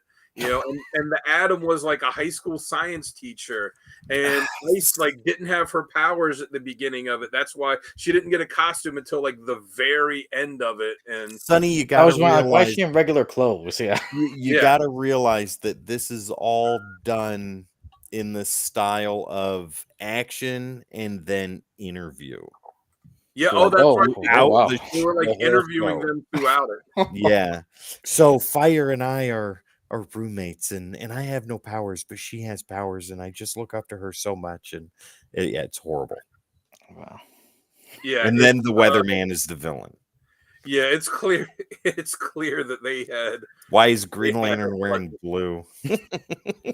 Because this was supposed to be the pilot for a TV show that never got picked up. This never aired. You can only get it as bootlegs. Mark kind of green. Mark Waid was writing Justice League at the time that this came out, and he saw a bootleg of it at Comic-Con, and someone asked him, an interview asked him what he thought about it, since he was the current Justice League writer at the time. And I'll never forget his quote. He said, "It's 90 minutes of my life I'm never going to get back." Like, Sonny, this is atrociously horrible. Yes. Ladies and gentlemen, you need to watch it. It's a must watch for how bad it is. If anybody in the chat has a YouTube link for this on YouTube, please post it here. Dan has it on VHS, but we bought the need movie to see this. Well, like I said, I was telling these guys, in the days before YouTube, in the before times. Yeah, in the before times, last century. You would hear about this stuff. I mean, even the internet, wasn't that much. You would hear The about stuff late on 20th like century. message boards, or you'd hear about something in like Wizard magazine or Hero magazine or something. If you wanted to see it, you had to buy a copy of it. So I've got this and many, many others. I showed the guys some of them, these bootleg videos that you would get at comic shows, at Comic Cons and stuff. And if you wanted to see it, that was the only way to get it, was to buy a copy of it. I have my bootleg Blu-ray of the Fantastic Four movie, one of the greatest terrible movies ever made, and the best Fantastic Four movie ever to hit the silver screen. Well, at least Fantastic Four, like that's a picture from the movie. The Justice League one is literally just pictures in the comic. None of that is from the movie. This is them going to Kmart to get a photograph taken in their Halloween costumes, and mom's in the back like, okay, Becky, I need you to tilt your head to the side just a little bit, and Cassandra up front, tilt your head a little bit in towards Becky. Guy, I need you to look fierce. Adam, give me that big smile. Flash, stand there straight, and Dad's right behind you. Okay, ready? Ray Palmer's like, I forgot to wear my underwear. Is it okay? What do I do again? Sorry. I love it. That's the thing with this cover, and the same thing for the Fantastic Four that Tim has. They're bootlegs, so it was just every vendor that had it, they would have their own different cover they made for it to kind of differentiate, like, their copy. So so that they were, didn't have someone saying like, that's my copy. So the vendor I bought it from, this is what he did. He just this was just a cover of Justice League. He just took this and then took some art and threw it on the back. And I mean, you can see that's not even the costume. That's not even the Green Lantern that's in the movie. It's a different one. So it's just like, hey, we just threw this stuff on there. Give us $20 for it. That's great. And we did, by God, because that was the only way we had to see something that atrocious. And that was back at a time like when bootlegs really held some anxiety, because you didn't know what was going to be on that tape or DVD when you put it in there. Well, that's somebody's head in the way the whole time. You just hope. Yeah. Most of these guys, most of them, at least the ones I dealt with, were good about it. They would always have the TV and the VCR there, or when it got to be DVDs, would have it there, and they'd pop it in and so you could see, so that you would know, like, okay, this is it. But so you could also see, like, the video, especially with DVD, the video quality of it. But I mean, it wasn't just that, because you knew most of the time that they were going to be bad. Every once in a while, you would get one and you're like, wow, this was actually good. They should have released this. That happened occasionally. Most of the time, they were pretty terrible. Yeah. But, it was that thing, like, I've got the copy of this, like, I've seen it, and to tell other people, like, oh man, I haven't seen it, let me borrow it. Where did you get that? No, I can't. You can come over and watch it, but that's about it. No, I would like make copies of them and be like, yeah man, give me a blank tape, I'll copy it for you. The video quality slowly degrades with each copy of a copy of a copy. Oh my God, I love it. You want me to send you a VHS copy of it, Sonny? If you want, I don't know how to play it, but TJ says, I wonder what Sal's bootleg looks like that he sells at his foot massage parlor. That's a good question. Keith here says, I have a bootleg of the Generation X TV pilot. Dan, if you wouldn't mind your due diligence, please. Keith, let me know if this is the same one that you have right there. Yeah. The same copy. See, this one went all the way. It's got like all the stuff in this. This is a nicer looking, for the person that went ahead and made this. This is, like a profession. And it was cool because they always came in these like clamshell cases too. Yeah. But, it was funny because the effort they put into making the video on here, they didn't put into the actual cassette, because I had to put my own label on it and write Generation X on it, because, the tape inside of it just had nothing on it. But do you have Nick Fury by chance? I do not have Nick Fury. Oh! But I don't have it. Oh, Keith says something. Because I never bought that one. Yeah, he never bought it because he stole it. I never bought Nick Fury because that one was something that actually aired. And they would not Generation X aired too. Well, yeah, but this was Once. one that I kind of actually somewhat liked. But Yeah. I also like Matt Frewer too. So, but yeah, Joker, no. Generation X, yes. the Nick Fury one they aired and then would not often, but very rarely, they re-aired it a couple times. This one David got aired once Hasselhoff. and then disappeared. Sonny, imagine that. David Hasselhoff of Knight Rider and Baywatch fame is Nick Fury. You know what? You could say whatever you want about the quality of it, and The Hoff was great. As like Nick Arnold Fury. would say, it's shit. He looked like Nick Fury He stepped out look of a comic. Like He an looked- old, yeah. grizzled Nick Fury. He looked I will just give him like that. Nick Fury. The movie was terrible. It was like him and fighting Madam Hydra, but Yeah. the look of it was good. Yeah, I've It seen the was pictures. cool. Yeah, here's the look. So, Tim, would you let us look at that picture from Justice League Oh. one more time? 110%. Absolutely. So And we didn't usually they have ask the if end of it when Ice finally got her costume. Didn't they have the end of it where they were all like, if I remember right, Walking down a. where they were all like street. walking towards the camera, like like the team shot, and Yeah. how heroic. It was great. We say, can they get out of the F list? I say this is the movie that the F listers have to watch. These are the stars of the F list. This is they're a the movie. stars. This is a movie that needs to stay in the F list because it's so bad it's good. That kind of thing. Like you have to watch it. It has to stay there. It can never get out. I agree. now whose costume do you think is the best, and whose is the worst? Effort wise, Green Lantern's costume. The worst, Adams. Yeah, I say. I don't know worse that for me. that fire costume is pretty terrible. Well, I mean, everything was I spandex. mean, yeah. But Yeah, I think with you, Tim. I think Adam for me is the worst. yeah, them football pads just do not do it. I'd Becky's say my Green favorite. Lantern. I'd agree. Green Lantern's probably the best. I might have put Flash there if they didn't have that stupid lightning bolt on his glove. Well, the helmet too. Whatever the Yeah. hell's going on with that? Well, especially too because a few years earlier in the '90s we had the Flash TV show, which Yeah. though it only lasted one season. The suit looked so good in that. Oh yeah, the That was- velvet type look. Yeah. That was the best live action Flash we've ever gotten. So yeah, I think they stay in the F list for good reason. Yeah, that's what, like you said, that's what the other F listers are punished and have to watch. Yeah. And Keith was wondering the same thing that I was wondering about Becky. Who was she? Fire or Ice? Which one was she? Fire or Ice? She She was was ice.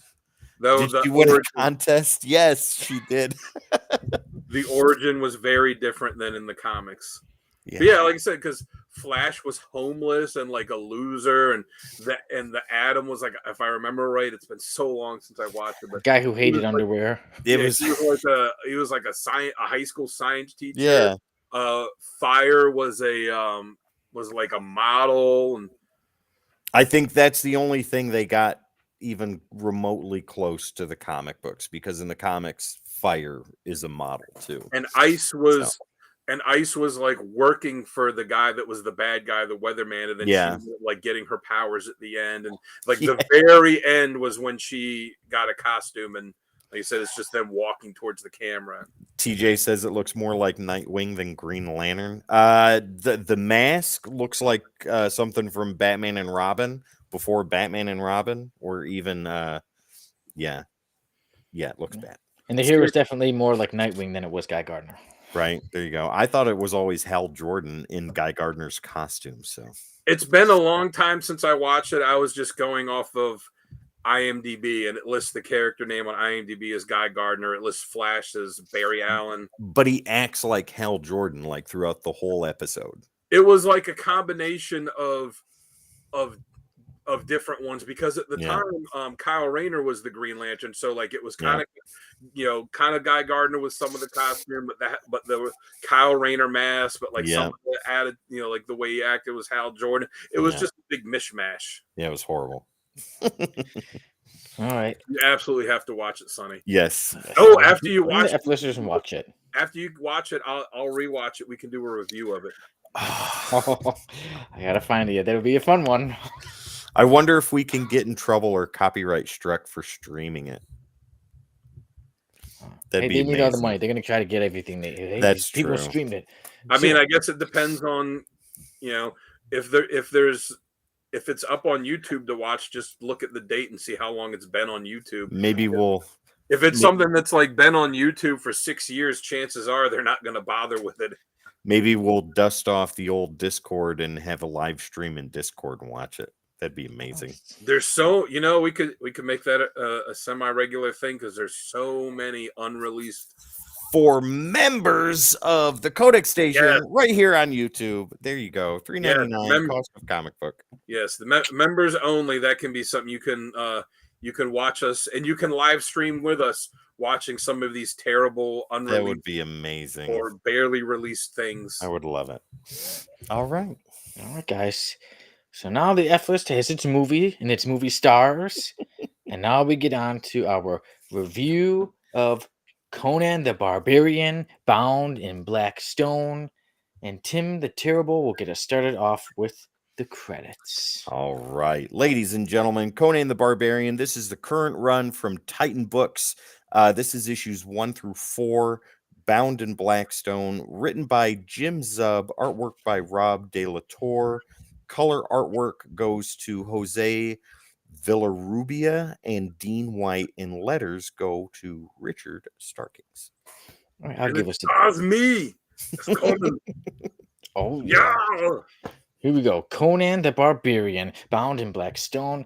It starts with Conan, and he has traveled. He's left Samaria, but he's returning back. But it gets started right off with the fight action to begin it, and he's fighting someone who was a captain of his. That he did say that a couple of people died under this captain, so he doesn't want to be with him anymore. So Conan, they fight. No surprise, Conan gets the better of this guy. It's a pretty good fight though, but Conan gets the better of him. I And kicked then his ass. he does. Bloody too. And there's also a topless woman watching the fight too, just to mention that. And then his people that say, hey, we want you to be our new leader. And he doesn't want a part of it, right? He'll take his money and he'll be on his way. But then Kiss my ass. I don't want to lead you, idiot. So actually, while he's there, he does come across a one-eyed woman, and she's asking about what he wants and things like that. But he kind of tells her, like, this kind of gets you into the story. Yeah, like, oh, I'm going back to Samaria, where I came from.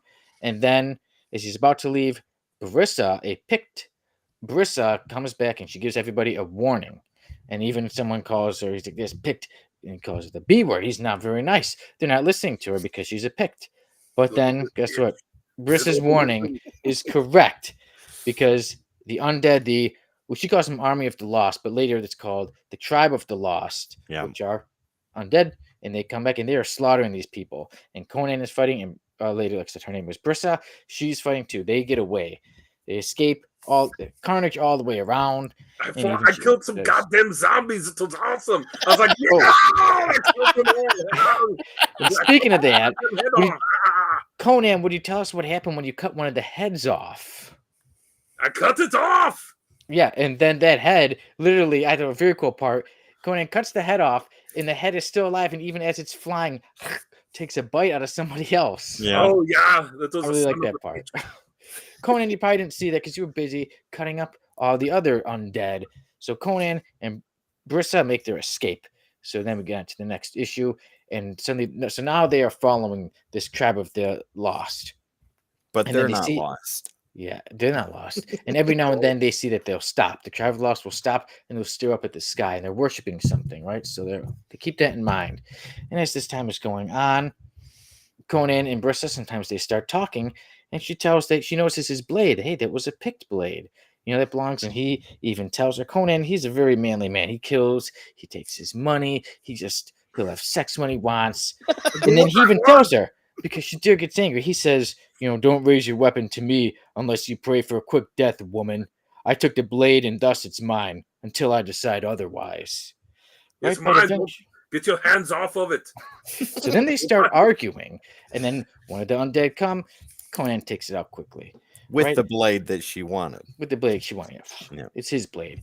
But the two start to become close, and they start to talk, and eventually she wants a little more.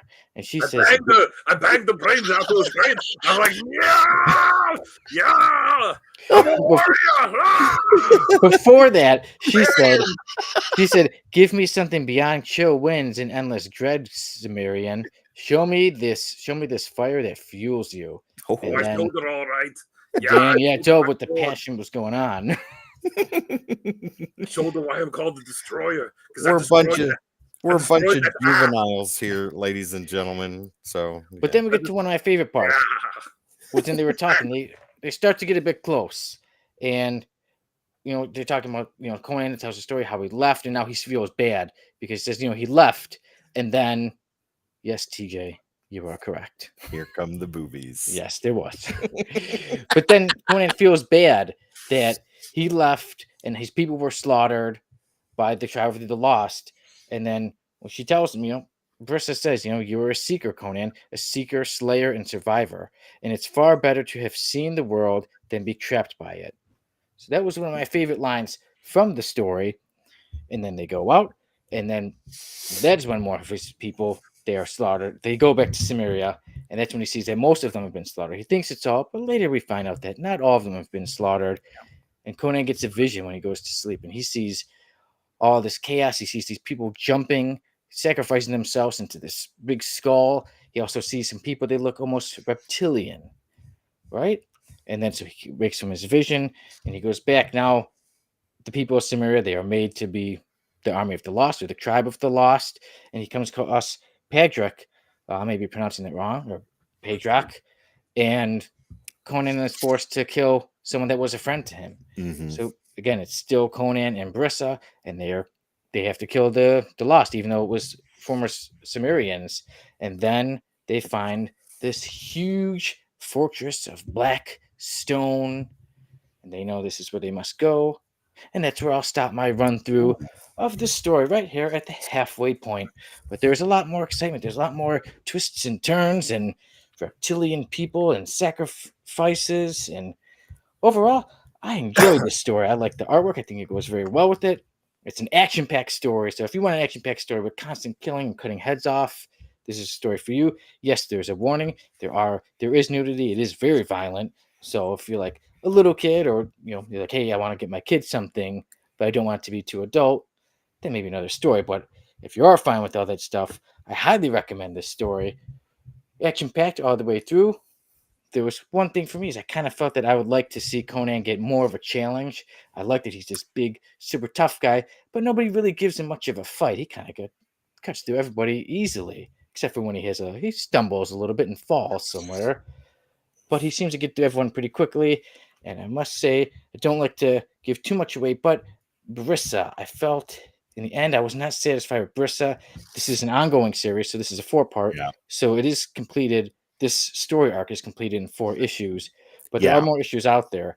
And I felt, It's at issue 9 right now. So yeah, the second story arc has finished, and they're just starting the third right now. yeah, and that's one thing at the end also lets you know, like, okay, there's going to be another story arc. But I felt they really did Brissa wrong. I don't know in the other issues what's going to happen with her, but if this was the end of Brissa, that really throws me off because I felt that they created this very good character, a good match for Conan the Barbarian. So who knows? Maybe my opinion will change later if I see something happens with her.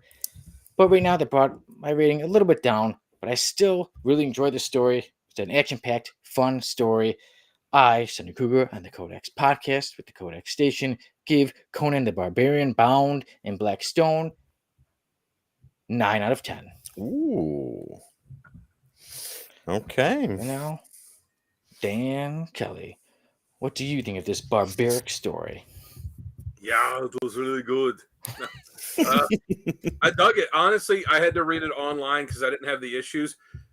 And when I brought up the first one, I went to the first page and went to read it. I'm like, no, this. I was like, this got to be a reprint of something. And I had to scroll up. I'm like, no, okay, this is it. The artwork looks exactly like Buscema's artwork from the old Marvel series, and I mean, not similar. Like it looks like they got hit. They like dug him up and got him to draw it again. It was spot on.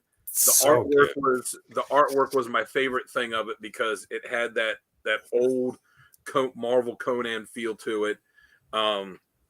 Yeah, right off the bat, it's him kicking ass. I actually didn't mind. I know Sonny said he wished that they had given him a challenge. With this being the first storyline in the series, I actually didn't mind that he just kind of plowed through everyone. Excuse me. Because with it being the first storyline, I'm sure there's people that are picking it up that, have not read Conan before or read very little of them. Of course, there's a ton of people that are Conan fans that are, but if there's ones reading it that it's their first time, I like that he just kind of went through everyone because it's starting off showing like, all right, this guy's a badass. This guy beats everyone. So that later on in the series, if he gets to someone that he does have a problem fighting, for the reader, especially the new reader, they're going to like, oh, wow, this guy must really be a challenge if Conan's not able to just beat him, right like off that. So, and I don't know if that was Zub's intention with writing it, but that's kind of how I take it to be, because everything in this is establishing who he is. So it's a lot of him giving his backstory, showing what kind of fighter he is, what his place in the world is. It establishes that he's still very young. I forget what the age is, but it says he's like 20 or 21 in it. It's like, right in the beginning of him being Conan, like he's still wandering after. Yeah, he's not known like he would be later on, where people will be like, oh, you're Conan. But it says in it, like it flat out says how old he is in it, which I want to say it was 20. Something like that. I can't remember offhand. But yeah, of course, it's him kicking ass. It's him like in the middle of the story, they're like, oh, we're gonna take a break and we're just gonna bang while we're waiting for these zombies to do something. It has teases to, if you're a Conan fan, it has kind of little references and teases to stuff that you would recognize, and then stuff that would presumably be, dealt with in later issues. Mm-hmm. It was cool when he, there's one part where he kind of goes in this, it's not really water, the whatever in the end. He most certainly is, Keith, in every issue. Oh yeah. But where he goes in and he sees us, this like old picked king who talks to him about and about his, gives him the history of the sword that he's using. That was pretty cool. You mentioned about the woman in it.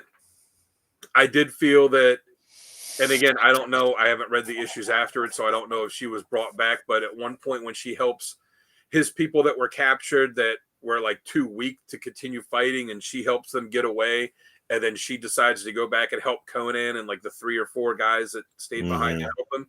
And that's the last time you see her. And then when they get out and he goes, well, where is she? And they go, oh, she went back in to help you. And, the whole place was collapsed. I'm like, all right, if this is the end of her, that's kind of a letdown, because she was such an important part of the story, first couple issues. And then she's just like, I'm going to go off to help him fight again. And you never see her again. So it leads me to believe that she will at some point come back. Yeah. But it doesn't tease anything with her. And it just kind of leaves it like, oh, she's dead, so that's kind of a disappointment, whenever you see a major character killed off screen. Yeah, because she comes in within the first 2 pages. Because when she comes, she drives the story forward. Yeah. Because if it wasn't for her and this warning, then this army would come into the town and Conan fights him and then escapes. But without her there to like help push him towards following them, he'd probably just kind of be off on his way to something else. He wouldn't even have much dialogue without her. Yeah, right. So, it's very integral to it. For me, the artwork was best. The writing, was good. I did feel like the text boxes in it, there were a few too many of them that just kind of, I get it. You're like doing this information dump and all that. Yeah. But, sometimes, they say a picture's worth 1,000 words. I don't need you in the text box that, or not the text box where they're talking to each other. The narration. Yeah, the iteration, the text box is there, where you're describing what we're seeing the artist draw. Just let the artist draw it, leave it to a couple words.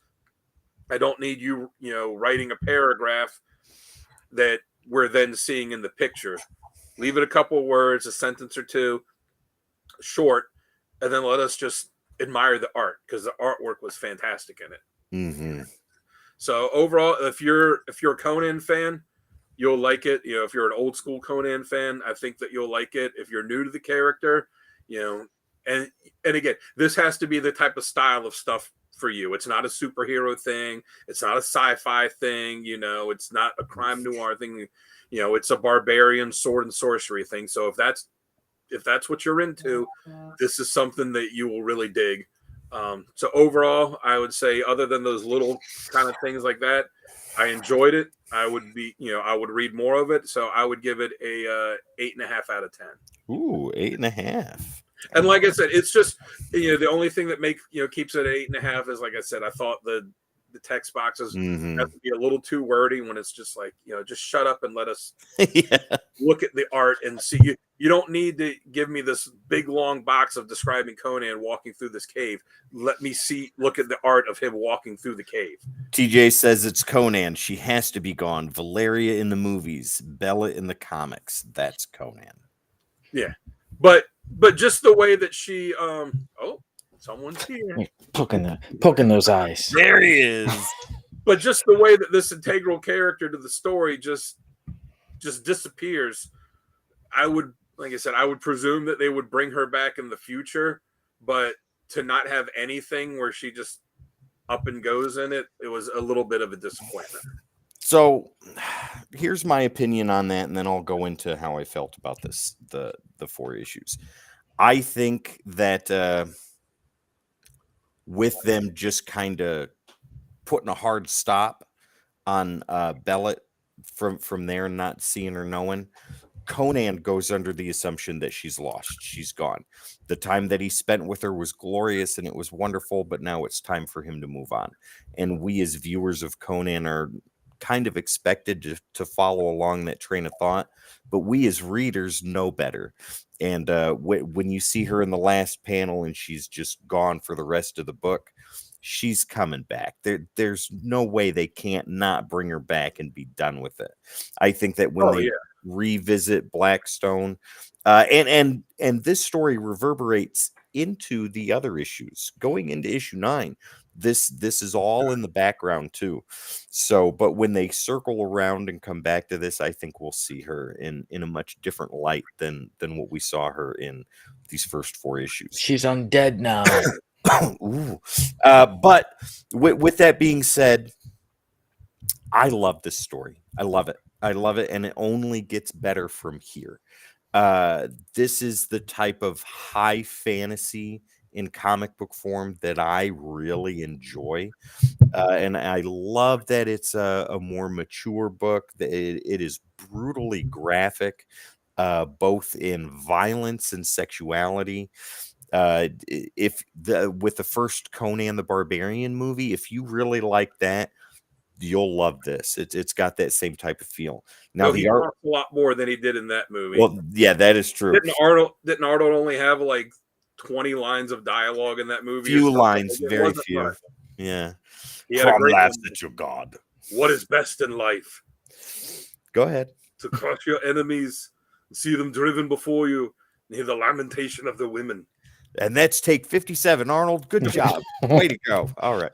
But no, like you guys said, the artwork is beautiful. I love it. It to me, it reminds me of the comic strip that was in newspapers called Prince Valiant or whatever it was. It has that type of feel to it. This has a very pulp newspaper type feel, and I really enjoy that. Like I said, it's gritty, it's raw, it's dynamic, the artwork is gorgeous. The entire creative team on that, Rob Delatorre and the color artist Jose Villarrubia and Dean White, did a beautiful job making this look as visually stunning as possible. That's something to iterate too. That's something I was noticing too, was the color of it, that it is colored almost like the old school Marvel series. Yeah. It's not this, it's not this really slick digital coloring. It is very much, the way that the thank you. I'm doing a lot. Hi, Pam. Yeah. But like the color of it does look, like the it's an updated, it's a little cleaner one, but it is that old style where it looks like, all right, they colored this part of it with this color and this part of it with another color. It's not like digital colors where It's it's got that another. beautiful old school Yeah. 70s art style, Yes. and it's gorgeous. So the story crafted was told very well in 4 issues and leaves things very open to see more in the future. And I love that. And I love in the story too, like he makes nods to other places that he has been. And I know that these places exist in Conan mythos and stuff like that. But when he was like, I went to Asgard and I went to this place and I went to that place, I feel like those were nods to the other publishing companies that he's been to, right? Asgard and Marvel. You wouldn't say that if you didn't at least have a slight intention of hinting that. And I thought that was cool. But what did he say? He said mindless dogs, a lot of them. Yeah. And Yeah, I kicked Thor's ass. I took his hammer and I hit him in the head with it. and Yeah. I love it. I love it. So the entire creative team here is amazing. Conan in true form is a high fantasy story. This is one of my favorite series out currently, and this is a top 3 contender for me when we do the Codex Awards for Series of the Year. This is how much I love this series. So I think it's pretty obvious what I'm going to give this. Writing, I thought, was a very good 10 out of 10. Well earned, well deserved. I disagree with you, Dan, on the fact of the dialogue. I loved the narration because with that, it reminds me that somebody else is telling us Conan's story, right? And that's how it's kind of always been, at least with the iterations of Conan I've seen. Someone's narrating for us, someone's telling us the story. This is what we see in our mind's eye. And I love that. I enjoyed that. The artwork, the entire creative team, Rob De La Torre, Jose Villarrubia, Dean White, and Richard Starkings for the letters did a fantastic job. Gorgeous, absolutely wonderful. 10 out of 10 all the way around. I highly recommend this to anybody that wants to read Conan the Barbarian. So there you Yeah, go. 10 out of 10 for 10. 10 out of 10. So yeah, I also did like the narration part too. I know usually sometimes I don't care for too much, but this one I did. TJ says, does anyone know anything about if it's hard to get a near mint issue of the early issues? I heard a lot showed up at the shops in not great condition. So near mint copies of original Conan from Marvel, I'm sure are harder than not to find. Like I've got annual #1 that's pretty beat up. Issue #1, that's old Barry Windsor Smith work. That's difficult to find in higher grade. But if you can, I think he's talking about the current series. Maybe this one. Because when they were, I think because he's kind of saying that when they were shipped to the shops, that a lot of them were damaged. In the boxes. No, the new series. Okay, I got you, TJ. I automatically go back to like the old stuff. But with the new stuff, I know that the first trade paperback is out right now. Yeah. If you could find near mint copies of the first couple of issues at your local comic shops, shit, I can even look at Nirvana and see if they have any, or I can go to the always famous McKay's and see if they have any there. I looked at my shop today because I was like, I like those first 4 issues. I might pick them up. They didn't have issue 1 and they didn't have issue 3, but they had various, couple different covers of 2 and 4, than the issues going forward. So I remember when I was working at My Guys in Clinton, this was the hot issue when it hit the shelves. Like we couldn't keep enough in the store. It sold that quick. I'm And going the to trade paperback has these 4, and it has the issue from the Issue Free Comic 0. Book Days, issue 0. That's right. Yeah. So I have 5 that issues. I don't know. I'm going to Big Lick Comic Con on Sunday with Sal and Gary, so I might, maybe if somebody's got them bundled together, I might pick them up. I would get them. They're definitely worth having. And put this on your polls, Dan. It's worth it. It's interesting you say about getting a bundle at a con. Before we go, yeah. So Pam says here she scored a Conan #1 last year at the bottom of some Wow. random pile, about a 5560, $25. Hell yeah. That's That's wonderful. that's a hell of a score there. Yeah. Yeah. Good score. Speaking of scores, yeah. So Dan gives Conan the Barbarian Bound in Blackstone 8.5 out of 10. Mhm. I give it 9 out of 10. And Tim gives it 10 out of 10 for Conan the Barbarian Bound in Blackstone. Now it is my time to pick out the next story arc we will review. And I'm this is something curious. that I got from a con not too long ago in a bundle. And this I pick first to review Black Panther Volume 2, the 4-issue Oh. miniseries. Okay. I have not read it. I don't know how good it is or how bad it is, but I'm interested in reading it. And I said it's my time to pick. So that is my pick. Black Panther Volume Oh. 2, issues 1 through 4, the 4-issue miniseries. And we'll be doing that in 2 In weeks. about 2 weeks. Yeah. So what? Next week, Jamie's going to be say there for his Bye to Jamie. last episode. So, ladies and A very gentlemen, special episode of the Yeah. Conan podcast. that's right. Very You special episode of Frasier. you guys need to be there for that. Jamie, since you're watching, man, Sonny, I'm sure you won't mind. Let him pick that issue that we review in between the big Yeah. storylines. Jamie, you want to pick an issue we'll review, or if you just want to chat. So it's Jamie's day. Next week is his last day, so Yeah. we'll make it special. There you go. All right. And the week after that, I believe Gary will be back on, if I am not mistaken. Is that correct? I think it's scary. Should be. We'll Yeah. fix it. We'll deal with it Yeah. all in post after the show. Ladies and gentlemen, in post. Ladies and gentlemen, don't forget, we got the rotating third chair. So you'll either see Gary, Dan, or Sal sitting out here with Sonny and I every week on the Codex podcast. Whenever I get to pick a story to review, I've got a list of them that I want to pick. I already know what the first one will be. Will Jamie be Nice. reviewing a Cyclops comic? God, I hope so. Probably. But Dan, I did like when you picked out Evil Ernie, so I'm looking forward to the next one. Yeah. You pick. I'll We'll tell you, see. the next one I pick is a 5-issue Marvel miniseries that is a standalone series. Ooh. Interesting. You don't have to have any knowledge of anything outside of what's in those 5 issues. Nice. Nice.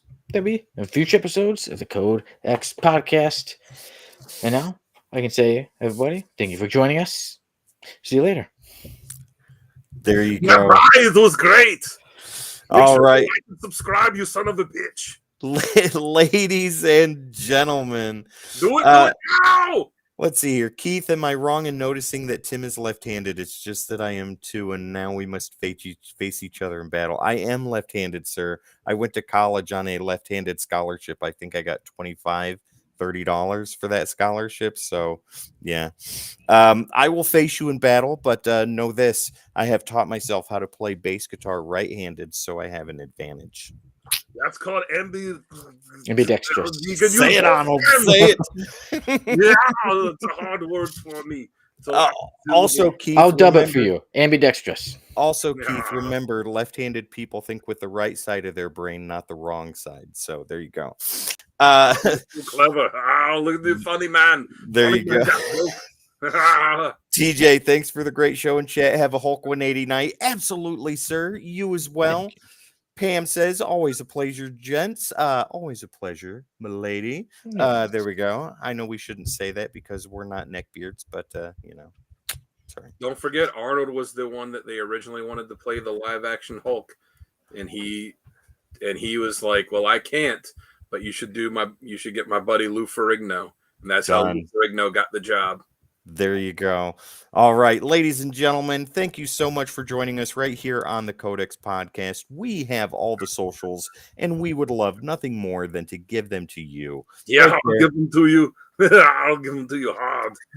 At the Codex station. Give you my Ladies- barbarian. Ladies and gentlemen, please, the best way to help out this channel is to hit that like, share, subscribe, and follow wherever you're watching us right now. It is the best way to support us and let us know that you enjoy this type of content all the time, every time, right there at the Codex station. Also, ladies and gentlemen, when you wake up in the morning and Dan has lamented the women and all the other stuff that's best in life, you need a t-shirt because he destroyed the last one. Go to thecodexstation.com to get some merch, meet the team, and so much more. Once I again, the Codex destroyed it when I destroyed your mother with my penis. Yeah. Ladies and gentlemen, the codexstation.com for all your codex needs. Once again, my name is Tim the Terrible. This beautifully talented voice actor over here is Dan the Kelly Art, the Yeah, that's road me. manager for Conan the Barbarian. And down below is the sunlight of Chicago himself, Sonny the Kruger. Ladies and gentlemen, thank you again so much for joining us right here on the Codex Podcast on the Codex Station. We will see you next time. Gaping holes. I got to say it. It's funny. All right. We love you. Bye. Bye. Bye.